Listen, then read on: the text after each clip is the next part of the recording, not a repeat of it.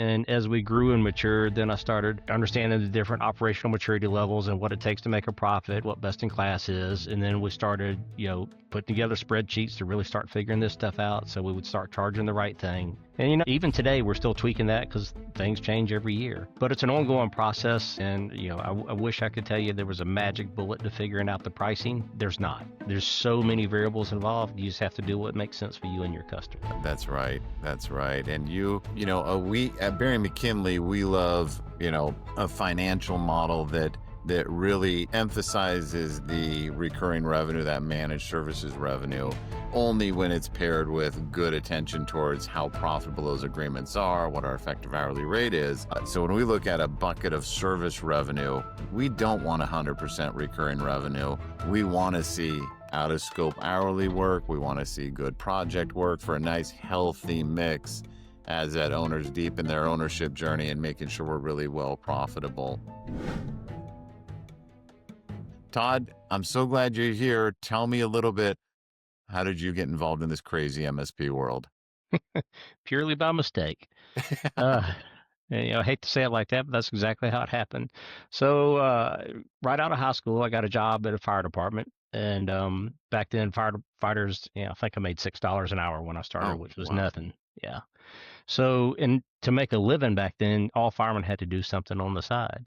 And since I was always interested in computers since I was a little kid and knew how to build computers, I started building computers and selling them on the side. And that went on for years. And as I was starting to sell into business environments, the business would start calling, asking questions with different problems they were having. And then I would start helping them. And then that just kind of kept escalating over the years, where I eventually started having to hire people and, get all the right tools in place to make sure that, we turn into what now is considered a modern MSP, or MSSP, I guess would be the better term nowadays. Yeah, that's awesome. Now you guys started a little earlier in the game. It sounds like you were kind of mid 90s. 92. 92. Well, we incorporated in 92. I think I actually started building computers around 90. That's very interesting. When we work with about, probably 300 unique MSPs every year. And so I have that conversation a lot. The most kind of predominant start date is probably somewhere between 99 and 2002. That's where I see most people got their start. And then every once in a while, you'll meet a guy like yourself who was in the 90s or earlier 90s. But you must have been real young. If you were right out of high school making $6 an hour, that sounds like minimum wage 1988 style or 1990 style. It was pretty close. I think minimum wage at the time was $3.35, and I made Yes. $6 an hour to run into burning buildings. So one of our consultants here at Bering McKinley, Ben Altman, he's just an amazing sales consultant, just amazing human, no matter what. About 3 years ago, he got into volunteer firefighting, and he's one of those guys. He's probably, late 40s, but just uber fit, prior service Marine, all of the things. And in his state, and maybe in all states, they take that volunteer real serious. So he had to go up to the fire academy, and you get to kind of pick your own level. Like, I just want to be the guy, running the truck, or I want to be the guy that breaches and goes in the building. They'll match your training. So just listening to his stories, he's in kind of a beach community. Oh, baby, he didn't come up that way. I get real scared hearing some of his stories. For every story he has, you have 10, I'm sure. yeah, it's just a day at the office. No matter what you see. Yeah. Yeah. Yeah. Now one of the things he taught me, Todd, was that, and I'm going to get it wrong, but basically it sounds like there's two teams. A lot of times it's the team that shows up and runs the trucks and the hoses and all the gear. And then there's another team that actually goes inside. Am I getting that directionally correct? That may be the way volunteer departments work. Okay. In a paid department where everybody's paid around you, like when we had a residential structure fire, you get, 3 engines, a truck, and a rescue, and then according to what order you show up, you kind of have loosely assigned jobs, but it's up to the first officer on the scene to make those decisions. That sounds right. That sounds like a piece that I forgot to mention. Yeah, that's right. Now, with your tenure, your seniority, even kind of at your peak, was there a role you really preferred? Yeah, I made it to station officer, lieutenant, and that was my favorite position because I kind of got to make the calls. So, everybody always seconds guess the guy in charge, but when you're the one making the calls, you know you're doing things right. Yeah, hell yeah. That's awesome. And, Ben was telling me a story of, again, they're volunteers. So everyone's coming from whatever area of life they're in and they just want to serve. Ben is the guy that when he's working his shifts, he's working out, he's, training with his, mask on. He's just that guy. And, the guys are, teasing him and all that. And he's just like, his mindset is, I'm going to train for the worst possible thing that can happen. So they respond to a fire in the middle of the night, and it's like this 3-story townhouse. And so they go running in, they're running their hose in there, and they've got to do these switchback stairs. And somebody just made the call to charge the line a little early. So now they're Hmm. hauling that thing real stiff, real heavy up those stairs. And he said they're bear hugging it and doing all this stuff. And they're going through oxygen like crazy. And, in Ben's case, he was going through the oxygen a lot slower. Said after that fire, all the guys are on the scene are like, Ben, can we train with you? can we, what should we be doing? Is that a relatable story to you? 100%. It's a much more physical job than most people realize. Yeah, They just see you squirt in the water. They don't realize that you're wearing, 100 pounds of gear, and each gallon of water inside that hose weighs 8.3 pounds. So just one section of hose, several hundred pounds. And yeah, it can definitely wear you out. Yeah. it's I'll ask this one last question because he said the word and I can't remember what it was. There's a really unique name for the type of scheduling you can do, like 7 days on, 7 days off. It's like something called something shift. Do you know what I'm talking about? Well, every department runs completely different. The way we've run it here, it was 1 day on, 2 days off. So 24 on, 48 off. So I'd get the station at 7 o'clock in the morning, and I wouldn't get off till 7 o'clock the next morning. And And it is there was a name for that? that's just regular shift Okay. work because Yeah. there's a bunch of different schedules. Some departments work 24, 72 now. Right. Now that they've done a bunch of studies and realized that all the firemen when they retire are dying young because of all the stress and everything over the years, they're Really? starting to change the schedule a little bit. Well, and Okay. now, when I first started, if we ran 6 or 8 runs a day, we were a pretty busy station. Yeah. And I retired out of what they call a slow station, and we were running 19, 20 runs a day. Wow. That's That's how much it changed crazy. in 33 years. Yeah, no doubt. No doubt. Yeah, we had a little we thought we had a natural gas smell in our house and they rolled everybody here and the guys Hmm. came in and they were dressed to kill and it was like, man, I appreciate it. Sorry, boys, like that's what they do, of course, but it's like that's a lot of effort to go from zero to that, for something that might be very inconsequential. Well, but a gas leak can be consequential because Of I've seen at course. least 2 houses explode that we were going to just a gas leak and they were Yeah. absolutely leveled. So, Yeah, yeah. I've seen firsthand those houses get splintered. hmm. Like it is, yeah, that's wild, man. All right. Well, I appreciate you taking a moment with me on the firefighting. Now that Sure. now that Ben's doing it, I have a high level of interest. Not to do it myself, of course, but just to hear the story. So as you're going through that, you're working those shifts. You've really been in the business for 30 plus years. Did you consider it part-time up until 5, 6 years ago, or were you running this thing like a full-blown business while you had that other career? Well, it started off as a part time. Right. Like I said, I was just building computers on my days off, and then it got to where people were requesting support. And then I finally got to the point where it was just people were starting to call when I was at the fire station because back then all my customers knew I was a fireman, so they worked with me on my availability. But as their company started growing, then they started needing help on the days I was at the station. And I'd answer the phone if I could. And there was a running joke at the fire station because I had a cell phone back then. They used to call it line 3 every time they hear my cell phone ringing, because I'd answer it and walk off and do whatever I needed to do. But anyway, so I ended up hiring a kid that he was the son of one of my customers that was really interested in IT. So he was my first hire, and to cover my off days.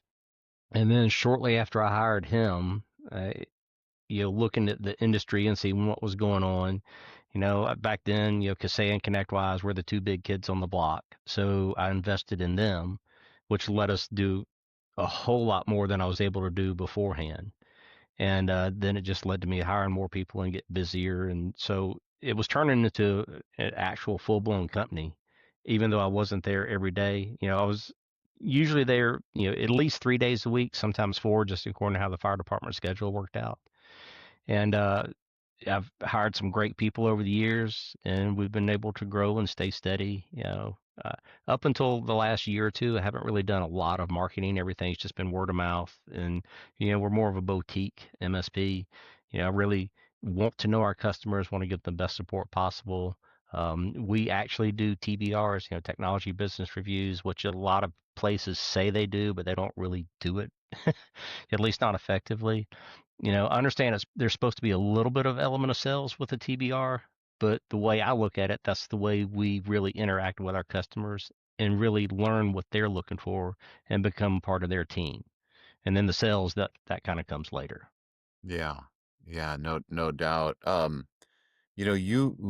we talked a little bit before, you wear a unique badge in your ConnectWise journey. Yeah. Yep. I'm one of the first ones. Like I said, I was the first one that Arnie didn't do the install himself back in That's the good old days, but that's back when they were still friends with Kaseya too. So that really dates me. that's wild. And I know, myself, I was the first outsider to do ConnectWise implementations. And I think the first one I did was October of 2006. Oh, you Okay. must have been on a good year before that, or even 2 years before that. I'd have to look at the date of the contract, but it was around, it was probably '05, maybe in the Yeah. tail end of '04, early '05. Yeah, that's awesome. So, so let's see. In '05, then, that was really kind of early Gen 1 of kind of that MSP model come Hmm. starting to evolve.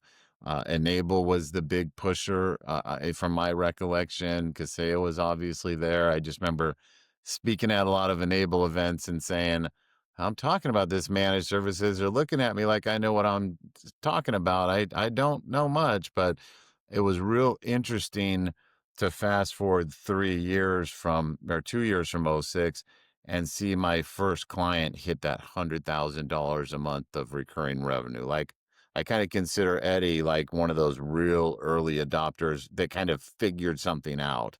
When would you say that you kind of figured out what the whole purpose was, and maybe even a little bit of how to price it and just feel comfortable in it? Well, it's funny you asked that because I literally fell into an MSP purely by accident because I was looking at it as part-time income. Back then, my main part-time income was building the computers, not necessarily supporting them. Right, So back then, I didn't do a good job of keeping track of my time, which is very odd for an engineer not to keep track of his time in an MSP. So, right. and I would go 3, 4, or 5 months without billing my customers anything. Man, that And stresses me out just hearing you say it. yeah, I know. And well, of course, back then it didn't matter. But then when they would ask for an invoice, I'd have to go back through my calendar and see if I could figure it out. And I knew I was missing time, just because if I didn't write it down, I forgot about it. So I finally got to the point, back then, I think the first customer was like, "Hey, you just give me $500 a month and I'll take care of your network. We don't worry about," which I didn't realize it was turning into managed services, but that's exactly how it started. I just picked a figure that seemed reasonable, supported their network. And as we grew and matured, then I started, you know, understanding the different operational maturity levels and what it takes to make a profit, what best in class is. And then we started, putting together spreadsheets to really start figuring this stuff out. So we would start charging the right thing. And, and even today, we're still tweaking that because things change every year. But it's an ongoing process, and I wish I could tell you there was a magic bullet to figuring out the pricing. But there's not. There's so many variables involved. You just have to do what makes sense for you and your customers.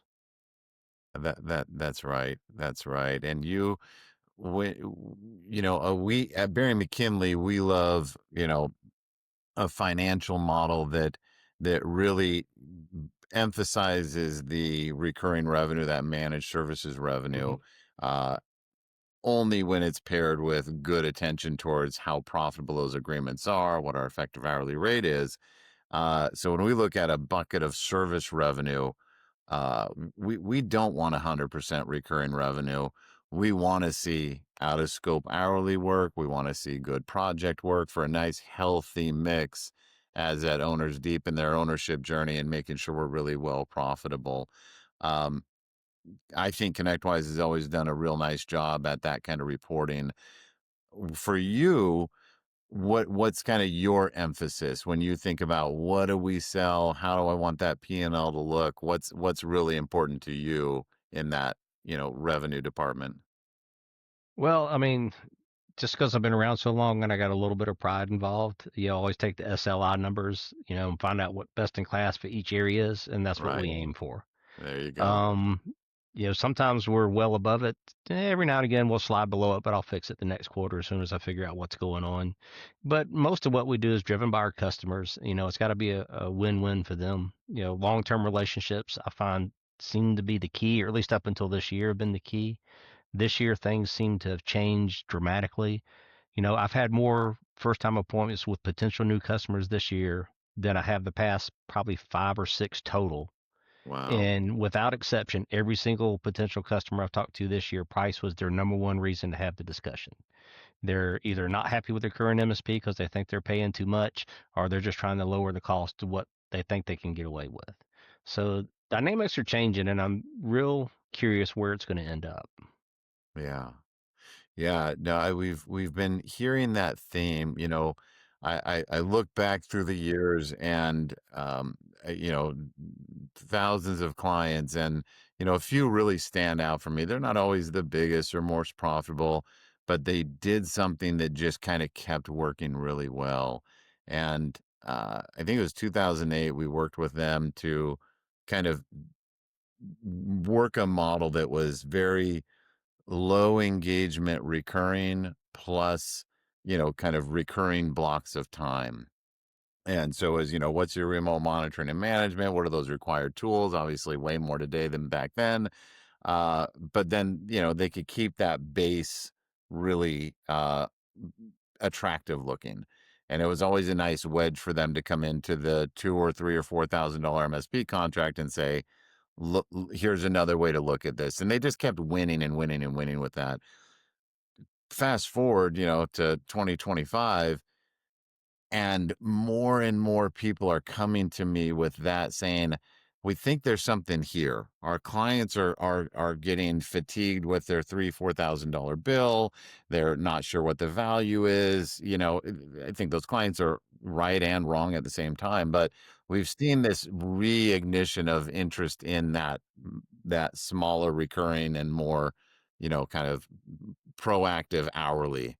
Are you seeing anything like that? What is It's that? funny What you do you? should mention that. I literally spent this weekend working on a new SKU that we're going to release in January that's going to be a little lower end for the people that just need the basic stuff. That's going to more or less be a automated tools only kind of package, and then they can either build in block hours on top of that or just pay hourly at a discounted rate because we've got them with our managed service tools, so we know what's going on with the network.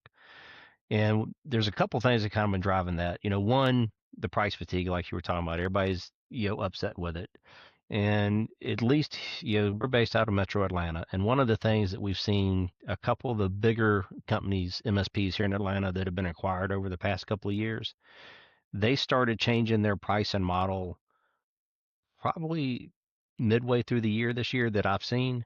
So they're coming in for $90, offering full support with everything, including Office 365. And when I started looking at that, that's an absolute game changer. But that's also companies that have presence in 40 different states and one centralized help desk. So there's a trade-off for what you're getting. You're not getting the customized support that you need. You're not getting the personal relationship with the people. Um, so it really depends on what you're looking for. If you're a Fortune 500 company and have everything locked down with procedures for absolutely everything, you may be able to get away with that. But if you're a small CPA firm or attorney that's got, 10 or 15 principals in the business, you need somebody that understands exactly what's going on in your network. When you call, Friday afternoon and you find out Mary's got a printer problem, which may not be a big deal to the big guys, but we know that Mary prints their paychecks. So all of a sudden it's a big deal. So little things like that make a big difference. And I think the market's getting saturated with MSPs. A lot of people that have been laid off are spinning up, their MSP. And if you look at websites right now, between my MSP or anybody else's, they're all virtually the same. I mean, there's a few nuances that are a little different, but if you go to website, you can't tell the difference until you know the person. And then talking to that person, the one man shop that decided to be an MSP, he probably doesn't have his own insurance. He more than likely doesn't have all the necessary tools. His idea of security stack is an AV, not any kind of cloud threat protection or persistent threat monitoring or zero, accessibility. So there's a wide gap, and a lot of people don't want to take the time to understand the difference. They just want to look at the dollar price. So a lot of people are shopping from the price side, then to the result side instead of the other way around. Yeah. Yeah. I think you're exactly right. It's watching watching the consumer or the business consumer journey through MSP over the last, however many years, 20 years. It's really fascinating to kind of think, and you've been there the whole time, through 2010 or maybe even 11, you were having to educate the client on what managed services even was. At this stage, just about any business you talk to, they've likely been through one, two, three, hopefully not more, but MSPs. So they know the drill now, and they have data points or perceived data points to say what went well, what didn't go well.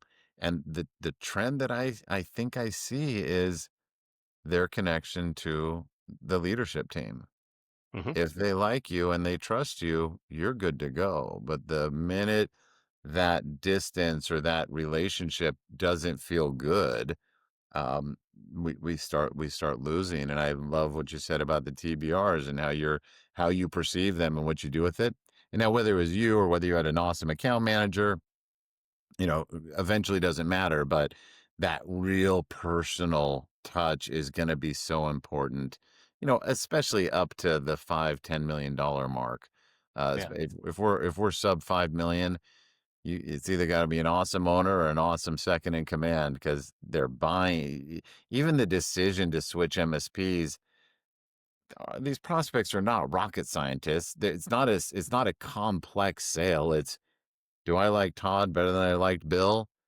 They'll never admit that was their decision making, but that was their decision making, and You're then 100% correct. I've seen yeah, it. Yeah. yeah, for sure. Which always hurts when we lose a client, because that means they like someone better than us. So uh, Yeah. Yeah. Or, they decided to sell and, the company they sold to's got an internal team. that's Yeah. for sure. That's for sure. Yeah, that's the best worst case scenario for sure. Yeah. And the Yeah, market, I think, is a little saturated right now. yeah, I think 20 years ago, you had to educate somebody what an MSP was. yeah. Now, like you said, everybody knows what one is. The challenge is um, finding somebody that doesn't know or doesn't have one currently and bringing them on board. Because, like you said, we're basically swapping customers. If somebody leaves me to go somewhere else or vice versa, they leave them to come to me. They already know what an MSP is and they have one. We're just swapping customers back and forth so they find the person they like the most. Right. Yeah. Right, no doubt. Do you find that you get specialized in a particular vertical, or have you been able to stay broad or general? We're broad. Yeah. Yeah, we'd love to go deep at a vertical, but it's challenging, for lots of reasons. And like one of the things we talked about earlier was this whole CMMC thing. Because we're traditionally been a ConnectWise shop. CMMC has been on the back burner for them, but starting next week or 2 weeks, we don't have a choice but to be CMMC compliant. So you finding that niche is difficult with things like that when the vendors aren't playing along with you very well, and you're still having to piecemeal everything together. Um, you know, but I do know the value is there to go deep in a vertical, but it's on some instances it can be more risky because I know one of the guys used to be in Evolve. He focused heavily on um, builders in the real estate market. And this was around 2006, 2007, right before the big crash. And because that was his entire base, he lost every single customer he had. So, yeah, I always keep that in the back of my mind. It's nice, to specialize, but you want to be very careful about which verticals you pick. There's no doubt. I've got a real good buddy client that he's all dental. And Hmm. he's always says, and people who listen to the pod hear me tell this little story all the time. It's just, he's like, if I meet an MSP and they want to talk to me about dental, they've got a couple dental clients. I say, serve 0 dentists or serve 100 dentists. To serve a couple is just too tough. We'll be right back with more, but first, here's a quick message from Bering McKinley. Most MSPs are constantly busy, chasing tickets, projects, and fires. But without structure, it's hard to know if the business is really improving. Vision from Bering McKinley is the system that helps you work on your business, not just in it. It connects leadership strategy with daily execution. Vision aligns people, process, and performance, creating clarity and rhythm from goals to results. And the Vision app brings that structure to life, helping you create policies, track goals, review KPIs, and collaborate with your BMK consultant all in one place. Behind it all, Jetson AI, your assistant inside Vision, helps you find answers, generate insights, and take action faster. With Vision, you gain visibility, accountability, and measurable growth. You're not guessing, you're improving.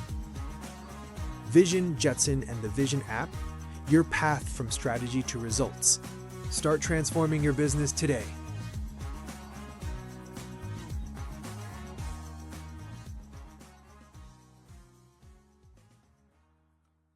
All right, let's get back to the conversation.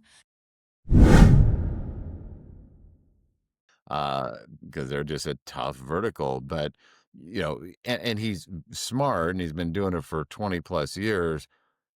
He watches the writing on the wall and he's like, yeah, we've got an existential threat. These dentists are consolidating like crazy, whether it's through the big dental organizations that buy up everyone or whether it's 3 or 4 dental practices coming together. He's like, that's the biggest threat to us. So he's always ahead of the game. But it's like he said he's finding it tough not to serve non-dental clients but to retrain his sales team on how to sell to them. He's got this, real great group of salespeople that have been with him forever. They know how to talk to a dentist. Talking to an accounting firm just is a whole different ballgame for them. So yeah, it cuts both ways in terms of, do I put all these eggs in this basket? I'm going to get great margin. I'm going to know everything about them. But yeah, I think that those cautionary tales of whether it's your buddy that was in building or my buddy in dental, it's a lot to have to consider for sure. Well, there's a lot of PE money coming in right now. So over the past couple of years, we've lost a handful of customers, to the owners aging out and deciding to get out of the business. And without exception, every one of these companies sold to a PE firm out of Sweden, which I thought was really interesting. And that was everything from fire rescue supply equipment all the way to pest control companies and a couple of different industries in between. So it's been a very interesting time the past couple of years watching what's going on. Interesting. Yeah. Sweden. Yeah. Yeah, I'm no economist. I can't even pretend to be one, but I did hear a speaker talk about you know, the United States being, kind of the global dollar is so important to our economy because we don't do a lot of exporting and in manufacturing and whatnot like maybe the Mhm. rest of the world does. we need to buy everyone else's stuff, and all these other countries that sell us stuff, that what they get in return is our dollar. Right. And so Sweden, getting into the game, it's they want businesses that perpetuate the U.S. dollar. So I guess that shouldn't surprise me too much. Yeah, that's wild. So you mentioned a moment ago that you've had more FTAs, first time appointments, this year than you have in many years in the past. Is that through something that you're doing? Are you out there beating the drum? Is it just the phone started ringing for some reason? What's happening there? No, we're actively, using call-in services to try to help book the first-time appointments. Yeah. Just because, like I said, we lost all those customers, over the past couple of years to the owners selling out, and we took a pretty good hit, and now it's just trying to get back up to where we were. I mean, we're still doing fine, but more is always better. Yeah, for sure.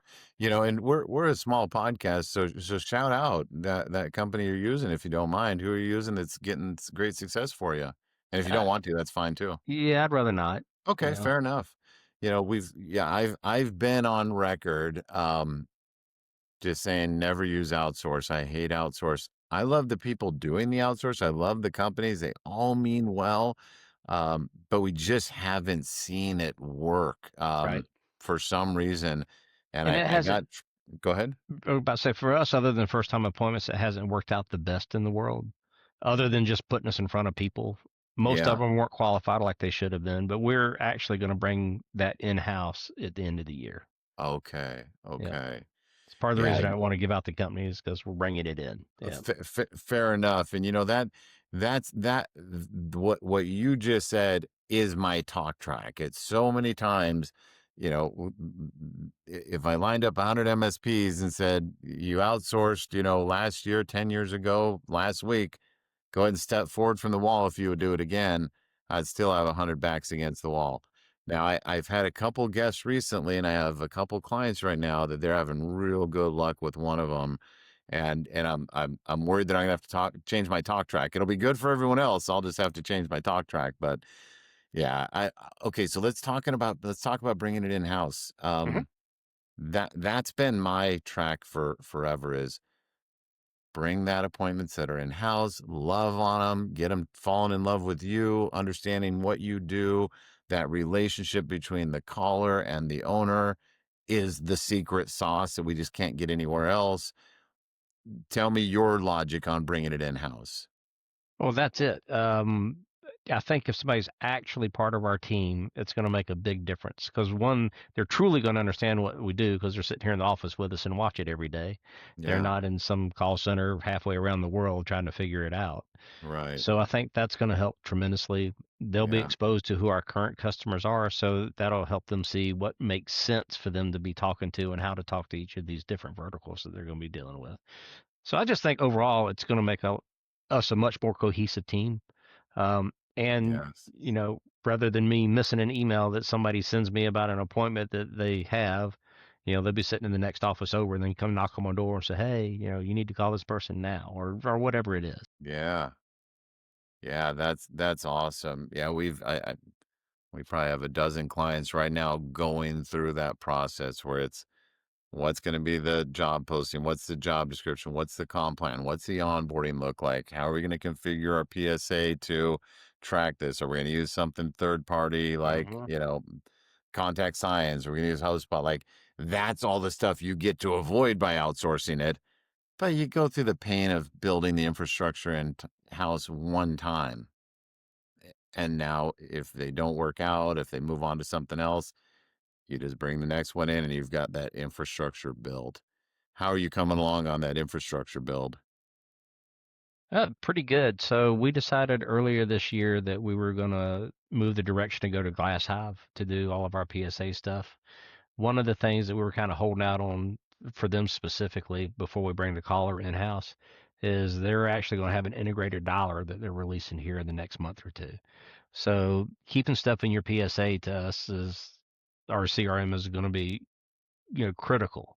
And I like the fact that that ecosystem works well with ConnectWise, so it has real-time data sync and everything else. So a lot of it's building the right tools. So like you said, if we have to replace somebody, Everything's already there. It's not like we've got to start over from scratch. The big thing that I've learned over the years is you hire for culture. So when I'm hiring internally, I get to pick the kind of person that's going to be representing us. Right. Whereas when you outsource it, you have absolutely no control over that whatsoever. So you've got the technology, you're putting all that thought, you're getting that piece ready. Um, Give us an idea of who a good candidate to hire looks like. What does that look like for you? Uh, Somebody that's more of an extrovert than an introvert. Somebody that likes to talk more than they like to listen. Oddly enough, works out pretty well.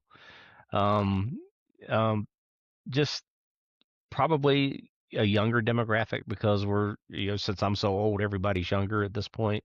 But the way to talk to the younger generation, which are now starting to move into management positions in these companies, they're going to understand how to do that a lot better than I am at my age. Now, if I'm meeting, somebody, for my generation, it's very easy to talk to them because we all have the exact same gripes about everything. It's kind of funny how that works. And but I'm looking for somebody that's younger that can relate, that is willing to interact. Obviously not scared to have the phone hung up on them, every now and again. And it takes somebody that's pretty strong character to do that. And but I think we can find it. Doubt. Yeah, there's no doubt you can. No doubt. Um, do you are you going to be looking for that younger person with some sort of sales experience, or are you going to look for that younger person who's like, "Hey, I just want a chance. Teach me what to do. I'll do it." Where kind of on that spectrum are you leaning? So right now for the SDR, I'm leaning on training the person so I Yeah. can teach them all the bad habits they get instead of trying to fix somebody else's. Right. It now if it's somebody that's a lot more senior and understands what's going on, that would be more of an actual sales position. And I'm wide open to that as well. We just got to have the right candidate. But if you've been around long enough and talked to enough people, hiring a true salesperson in an MSP space is probably one of the most difficult challenges we all face. Sadly, and I hate saying it out loud, I haven't seen it yet. I just haven't seen it yet. I can think of some notables, people that I thought, oh gosh, you come from this background, you worked at this MSP, this should be really great. And we ended up with a really high base salary that we never should have paid, and somebody that just whatever their world was before ain't the world here. And I think that trap really just plays itself over and over again because that Yeah, salesperson is great at selling themselves, that's and it. as they should be. Doesn't mean they're bad or wrong. It just And I'm pretty sure the every MSP that's ever hired a salesperson has hired the wrong one at least once. That's right. I had about a 3-year stint, Todd, where I got on the speaking circuit around one topic, and it was called "Stop hiring your first salesperson over and over and over again." And it was just that notion that we hire somebody, we kind of fake or force our way through it. It doesn't work out. We take a break, and then we're doing it all over again, just like it's our first time over and over again. And it's just such a painful cycle. Saps your energy, saps your dollars, saps your enthusiasm. So sounds like Yeah, you're preparing to really do it right and do it once. I'm trying to this because I've made all the mistakes. I've tried to hire the salesperson. I've done all the wrong stuff. Well, I won't say all of it, but I've done a lot of the wrong stuff, and I'm trying to learn from it. You Yeah, know. hell yeah. Yeah, good for you. So tell me a little bit about what an SDR, sales development rep, is that how we use an SDR? Tell me a little bit how that comp plan might look in as you're imagining it or you're being kind of coached around. Well, my initial thought is to bring them in with a pretty decent base. I mean, I want them to be not super comfortable, but comfortable enough where they could live. And then do bonuses based on qualified first time appointments, people that I say, yeah, this is the right kind of customer we should be going after. And then if we actually close business from any of those leads, they'll get a residual of that for like the next year. So that way it gives them an incentive to help us find the right people and close on it. So and if they beat their the total comp plan that we're proposing, then they should be doing fairly comfortable. There you go. There you go. Yeah, it sounds real close to my thoughts and experience as well. I love I love that modest based and just descriptively, not prescriptively. The ones that I've seen oftentimes are like, 1.5 times, maybe even 2 times whatever the minimum wage is in your area. Because again, we're looking for that person earlier in their career and then going ridiculous with those bonuses for the Right. appointments.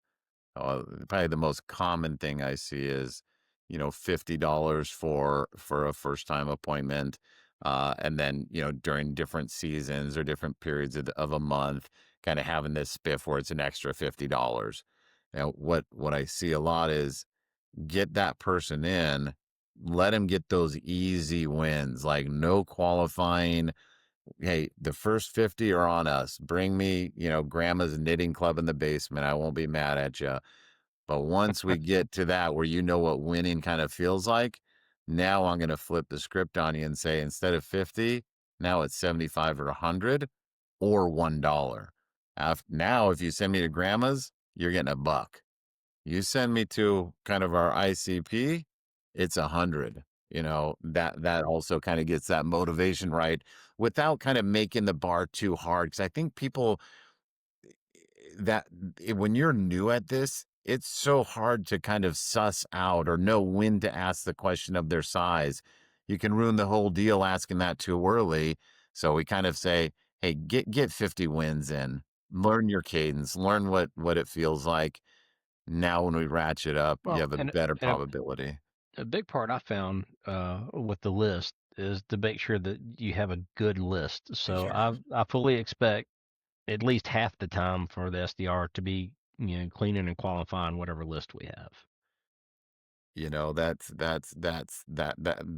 right. And it drives, we've got, we're a small company as well, Todd. We've got two, as you'd call it, SDRs, and we've got Ben, firefighter Ben. He's their sales manager in addition to his work that he does with his clients.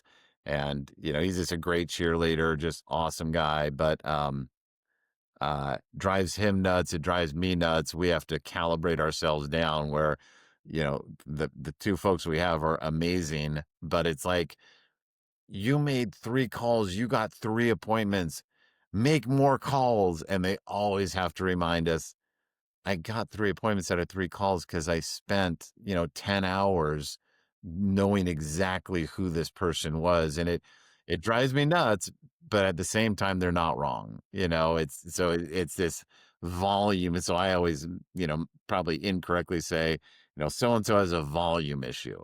If Yeah. they would do more, but they're so hell bent on, hey, Well, if they're doing it right, it's worthwhile. Because one of the things that 100%. I discovered this last go around with all the FTAs, first time appointments with people that weren't qualified, is I realized that when we bring it in house, we have to do a better job on that to make Right. sure that they're talking to the right people. Yeah, Because if you get a first time an appointment and I've got to spend time to either hop on Teams or drive over to somebody's office, that's taking time out of my day. And I don't know about you as a business owner, but I don't have a lot of extra time. that's right. That's right. That's right. Yeah, Yeah, so it's a yeah. win-win for everybody at that point. Yeah, there's no doubt. There's no doubt. Yeah, and that's an interesting thing. So we sell, all around, kind of literally the world. So every one of my sales appointments is Zoom. It's Hmm. remote. You actually have to fire up the rig and head over there. That's a whole nother ball game of please let this be worth my time. Well, and in Atlanta, it could be a Oh, 30-minute forget it. drive or it could be a 3-hour drive. It's you're rolling the dice every time you get on the interstate around here. That's right. I've heard that about Atlanta. Now, let me ask you this. So we've got this salesperson in. They're gonna be, working that list, cleaning it up. Any pro tips on list sources, list techniques? What are you seeing out there? I'm hearing the same thing from everybody. Whether it's Apollo or Zoom or any of those like that. Um, I guess there's some validity to buying lists from the big players. So what we're trying to do is do a lot more local events where we're actually going to the chamber or like BNI meetings to actually meet people one on one. and then we can put them into our database. And then, assuming we've got their okay, we also add them to what we call our drip tips that we send out like a weekly email with whatever the tip of the week is. And to kind of nurture it along, we got a bunch of stuff we try to do. Um, so I don't know of a magic bullet. We're trying to figure it out. So if you got any advice, I'm wide open to listen because I'll take it all in. Sorry. And sadly, I don't. I think we use Apollo and Zoom, and now again, our world is quote unquote easier because we're vertical. So it's you're either an MSP or you ain't, and you're either a certain size or you're not. But what going back to my dental buddy, same world, it's all dental, but what in his world, his sales reps have never stopped knocking on doors. I think that really fell out of favor for a lot of people for a long time. Uh, he kind of showed me one of his little tips is he just types into Google, he just makes a selection area, types in dental practices. He's like, cool, Johnny, there's your route for the week. Just go to each one of them. And I kind of thought about that for ourselves, and I think there's a play there, but I just think that's if not the knocking on the doors, at least the recon. Like Yes. go back to 1993, walk into the lobby, take a picture of the tenant list, maybe knock on a couple doors if you know exactly what your method is. I think that's probably the best thing you can do. Those lists are either going to be really wonky or they're going to be wrung dry on the negative side of the spectrum. Yeah. Yeah. Are you thinking about putting your person out on the street a little bit? Yeah. Some of the people in some of our peer groups they're doing that right now. Yeah. They're just dropping off like a bag of popcorn or cookies or whatever as they go in. Just oddly enough, that seems to win people over. At least get you past the receptionist when you do that. We've got we've got this guy. He's going to be on the pod in a couple weeks. Brad's his name. We call him the Brad. And he'll listen to this, so he always knows it's peace and love. It's like he's just a Florida dude through and through. Just looks every bit of the part of just kind of the prototypical young Florida guy, which is funny. He worked for a client down there, and he and I were talking the other day, and I forgot about this until after we got off the phone, but he went and bought hundreds of those. Remember like 7-Eleven, that big pickle that you could buy? Do you know what I'm talking about? Just this big pickle in a wrapper, maybe it's spicy or flavored or whatever. This guy, he would go into the nicest law firm. He'd go into the goofiest, little business and didn't treat them all the same. Hey, if you're in a pickle, give us a call. And he had his card attached to it. He said that got him more business than anything he ever could have imagined. He said it was so stupid and so goofy, but that was his thing, and it worked for him. I love the idea of dropping off something kind of fun for people. That's a great idea. We've started mailing people, and that seems to be getting responses too, because nobody mails anything anymore. Everything's email. So we started, with postcards and stuff like that, just so they're getting some name recognition. The next thing will be to just do what you said, pop in the offices, introduce us. Used to be 3 to 5 times somebody'd have your name recognition. I think those numbers are way skewed nowadays, especially with the attention span everybody has now. Just like if you don't catch somebody's attention in 5 to 6 seconds on a website, they're gone. I mean, it's the world's changing. No doubt, no doubt. I'm real curious about the postcard. Our one of our clients, Pete, he was at we have our own peer teams as well, like your Evolve. He's at a peer team meeting. It had to have been early September, and he was kind of talking to us about he's going to do this postcard thing, and everyone was kind of making fun of him, and he made a real good case for it, and we're like, yeah, that makes sense. I talked to him late last week. I was like, hey, how'd the postcard go? And he's like, dude, I'm still trying to get the thing out the door. He said, it has been so hard to do what I used to do 15 years ago. We just had a rhythm for it. He said, just getting it all set up and getting them printed and doing the cleaning of the list. I was like, no kidding. I'm not surprised. We're all out of practice of doing it. You have a pretty good system for the postcards in place? Yeah, we outsource it. Yeah, right, I right. mean, we Yeah, design the cards and tweak them, but yeah, yeah, we outsource, all the printing and the mailing to somebody else, and there you go. we can set the schedule when we want them to go out, who we want them to go to, and Yeah, that's been pretty beneficial. It's oddly enough, if you poke around enough, you'll find some places that are reasonable because there are okay. several companies out there that are ridiculously expensive. Oh, really? Yeah. Yeah, So, but it's all about what you're looking to get out of it. for sure. Yeah, knowing what the role of that postcard actually is, right? Yeah, no, that's great, man. Well, very, very cool. We're well into 48 minutes. You good for a little longer, or do we need to Yeah. start thinking? Okay, You tell all right. me. Yeah. No, we're good.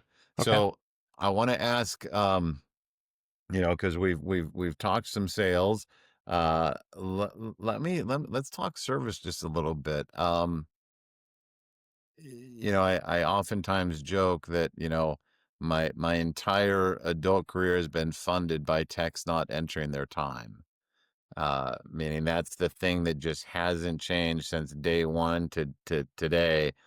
With during different periods of that, the importance had different meaning. 2008, techs didn't enter their time. We didn't have a bill to send to a client. 2025, techs aren't great at, time entry hygiene.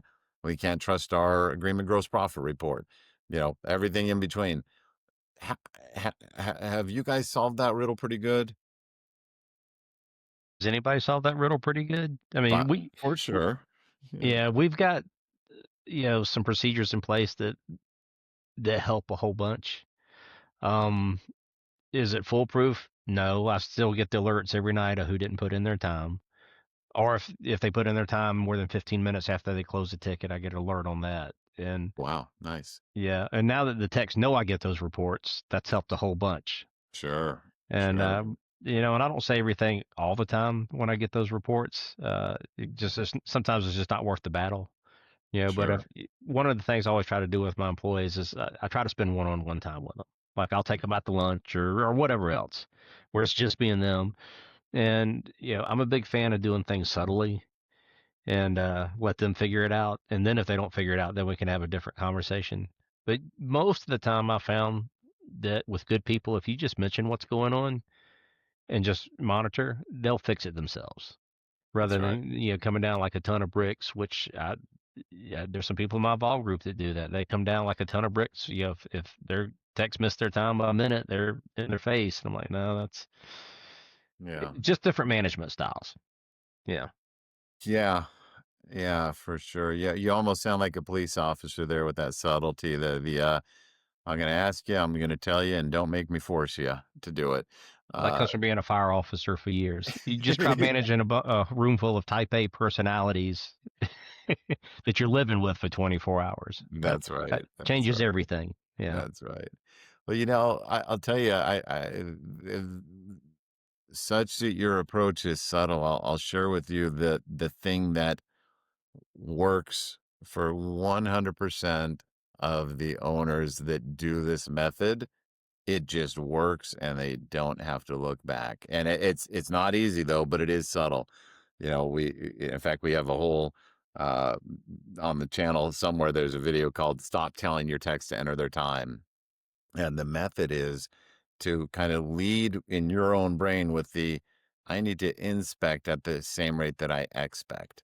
Hmm. And so if we're expecting time entry as we go, then we're training them to not do that when we're only inspecting their time right before invoicing or at the end of the pay period or whatever people do or whenever they get submitted.